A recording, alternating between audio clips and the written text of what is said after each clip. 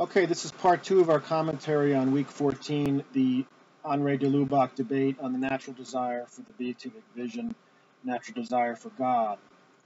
We're going to look at some of St. Thomas's articles in this commentary. So, if we take a look, we are going to look at Prima Secundae questions 3 and 5, and only selected articles from these. Question 3 is, what is happiness? Quid sit beatudo is the beatitudo, the word for happiness. And that is an important, essential, foundational question to understand the complexities of the debate, which I tried to summarize in the last commentary. And the other question is whether happiness is an operation. And the articles there that are important, whether man's happiness consists in the vision of the divine essence, of course, whether every man desires happiness, whether man can even attain happiness. These are important questions to see what St. Thomas is saying. What's interesting about this debate in general is that all the interlocutors in the debate, the Nouveau Theologie and the Neo-Thomists on the other hand, of course, appeal to St. Thomas for their understanding of things, and they would say that their interpretation of St. Thomas is the most authentic and true to the text. But within that, you have so much disagreement, and I don't think this debate is going to be resolved anytime soon. Lawrence Feingold's book is the classic treatment in the early 2000s of this natural desire for God and the theology of St. Thomas. And that is more critical of the Nouveau Theologie.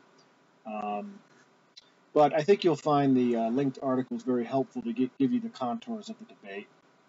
Well, let's look at St. Thomas. Is happiness something uncreated? Well, yes. So St. Thomas says here that, there's two ways to look at human happiness. Human happiness, what is it, first of all? Human happiness is the attainment of the end of human nature, right? This is an Aristotelian teleological understanding of happiness. It's a state of your soul which is enabled through a certain operation or activity wherein we achieve the end for which we were created. And what is that end? Of course, it's knowledge and love of God. And God, of course, is uncreated. So yes, happiness, in terms of its object, that which in knowing and loving produces the state of beatitude, happiness, which is less of just a feeling or a state of consciousness than an actual objective, excellence, right? It's the attainment of an end.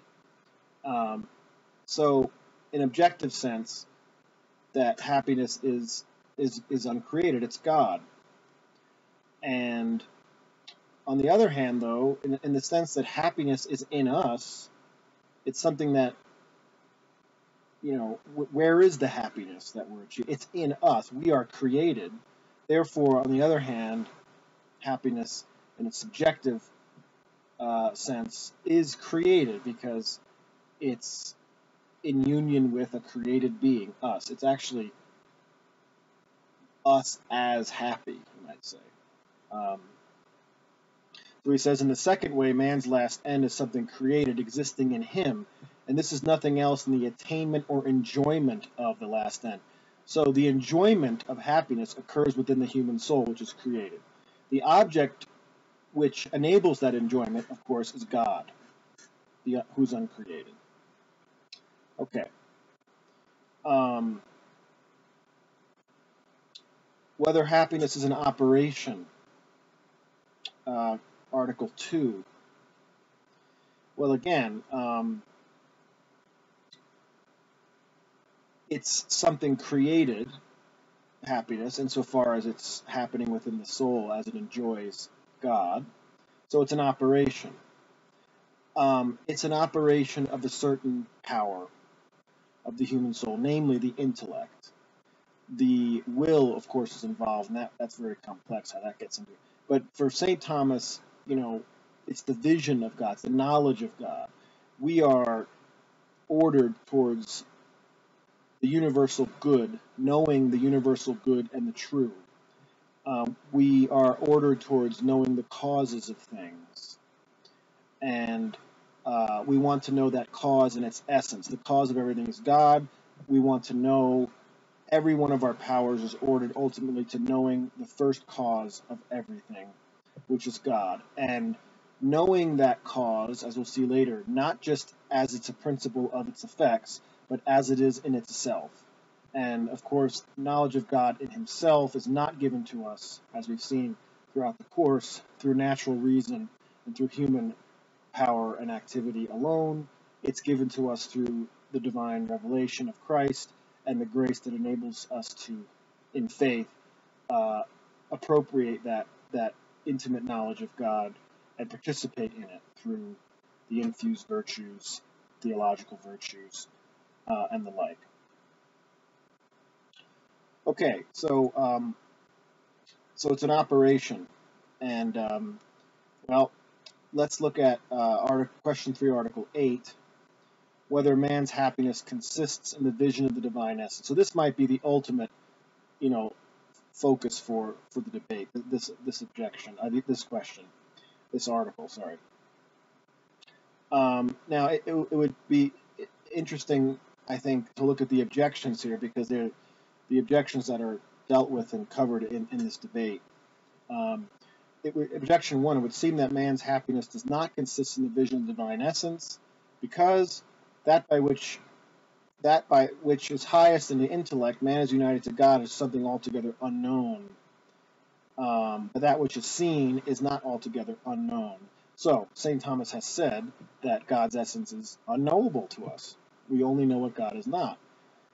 And if our happiness consists in the vision of the divine essence, and if we can't know the divine essence, then obviously we can't be happy. Therefore, happiness doesn't consist in that.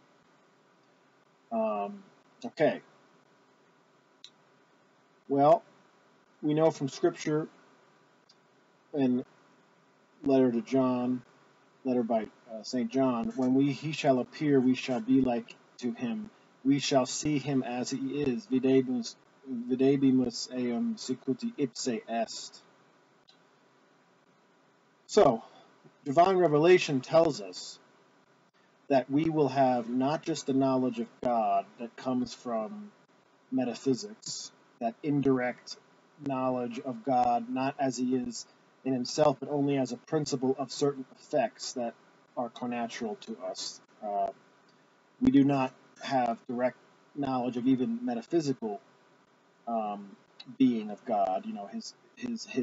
We can know about God, we can make true statements about God, as we've said, but we don't have a concept of God, even on the philosophical level, because for St. Thomas, the natural object of human intellect is material substances. We only know about immaterial substances by inference, even though those inferences are certain because of the certainty of metaphysics.